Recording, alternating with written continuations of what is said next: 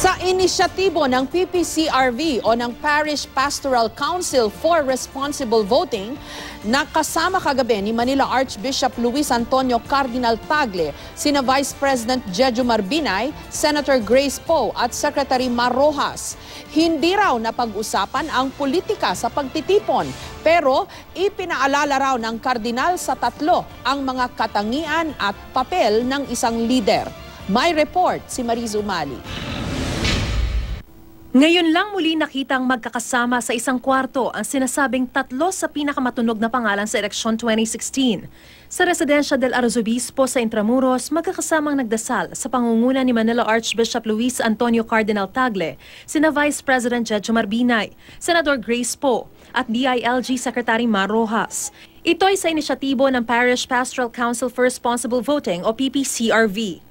3 linggo na raw nakalilipas nang imbitahan sila ni PPCRV Chairman Henrietta De Villa sa pagtitipon kagabi bilang bahagi ng kanilang New Voters Education Module na One Good Vote na layong pangalagaan ng mga botante, kandidato at maging ang komunidad.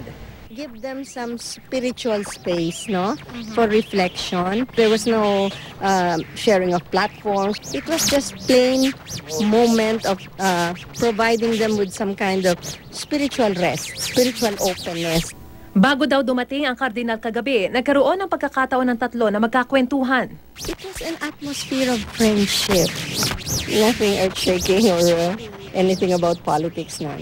Sa isang pahayag, sinabi ni Cardinal Tagle na wala raw usapin tungkol sa politika. Sila ay nagdasal, naghapunan at nagnilay sa sinasabi sa Biblia na servant leadership at kung ano ang papel ng mga lider na naninilbihan sa tao para isulong kung ano ang makabubuti para sa kanila. Kwento ni De Villa, pinaalalahanan din ni Tagle ang tatlo na itaas ang level ng kampanya. Ang sabi ni Cardinal, bigyan natin ng bagong dangal ang pagkakampanya. Sabi ni De Villa, posible pa raw maulit ito para imbitahan naman ang iba pang kakandidato. Mariz Umali, GMA News.